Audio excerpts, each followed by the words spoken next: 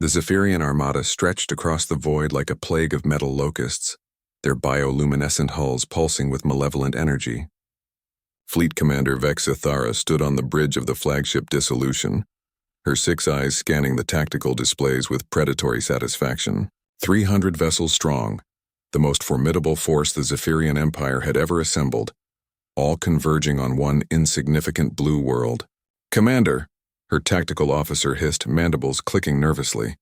"Long-range sensors detect the human homeworld ahead. No significant orbital defenses detected." Vex Ithara's serpentine tail lashed with amusement.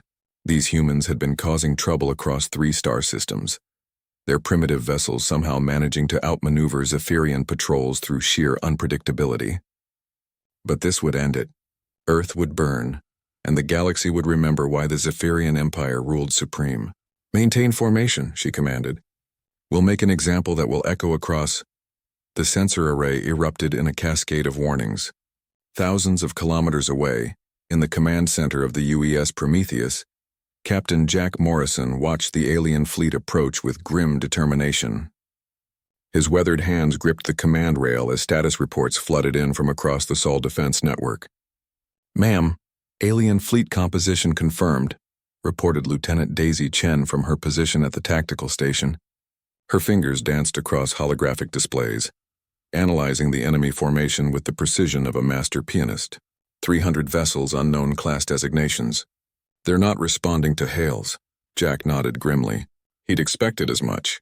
The Zephyrians had been systematically destroying human colonies for months, leaving no survivors to tell their stories. Diplomacy wasn't an option. "Signal the fleet," he commanded. "Execute Protocol Omega." Daisy's hands hesitated for just a moment over the controls. Protocol Omega was humanity's ultimate gambit, developed in the deepest black sites of the Solar Defense Initiative. It had never been tested in actual combat. "Signal sent, sir." Fleet confirms ready status. Around Earth, space itself seemed to shiver. On the Zephyrian flagship, the tactical officer's voice rose to a panicked shriek. "Commander." "New contacts!" Massive energy signatures appearing across the system. Vex Ithara whirled toward the main display, her blood running cold at what she saw. Where moments before there had been empty space, now hung the most terrifying sight in her long military career. Ships. Human ships. But not like any vessels in their intelligence reports. The lead warship was a cathedral of death and defiance, stretching nearly 15 kilometers from bow to stern. Its hull was midnight black, drinking in starlight like a hungry void, broken only by the angry red glow of weapon ports that seemed to number in the thousands. Along its flanks, massive letters spelled out a name that would haunt Zephyrian nightmares, Terra's Wrath. But it wasn't alone. Dozens of similar vessels materialized around Earth like vengeful gods awakening from slumber. Each one was unique, bearing the scars and decorations of humanity's countless wars, but all sharing the same aura of barely contained violence. "How?" Vex Ithara whispered. "Our intelligence indicated they possessed only light cruisers and patrol vessels."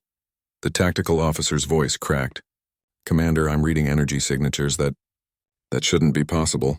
Their primary weapon systems are generating more power than our entire fleet combined." On the Prometheus, Daisy smiled grimly as her screens populated with targeting solutions. "Sir, the Zephyrians have stopped their advance. They're just sitting there." Jack allowed himself a small smile. Humanity had learned long ago that the universe was full of predators. But they'd also learned that sometimes, the best defense was to become the most terrifying predator of all. "Open a channel," he commanded. All frequencies. The communication array crackled to life, carrying Jack's voice across the void to the frozen alien fleet. "Attention Zephyrian vessels. This is Captain Jack Morrison of the United Earth Defense Force. You have entered Sol space with hostile intent and have been classified as enemy combatants." On the alien flagship, Vex Ithara felt her 6 hearts hammering against her ribcage as the human voice echoed through her bridge, with calm, terrible certainty. "You came here expecting to find easy prey," the voice continued. "You were mistaken. What you see before you represents just 1% of humanity's true military capability. These vessels were built in the forges of our greatest wars, tempered by the blood of billions, and consecrated by the tears of our children." Around the alien fleet, the human warships began to move with fluid precision, their formations shifting like a school of apex predators surrounding wounded prey. You have 30 seconds to power down your weapons and withdraw from this system. Jack's voice cut through space like a blade. Or we will demonstrate why every civilized species in this galaxy has learned to fear the sight of human warships. Vexathara stared at the tactical display, watching as targeting locks from hundreds of human weapon systems painted her fleet like the crosshairs of death itself.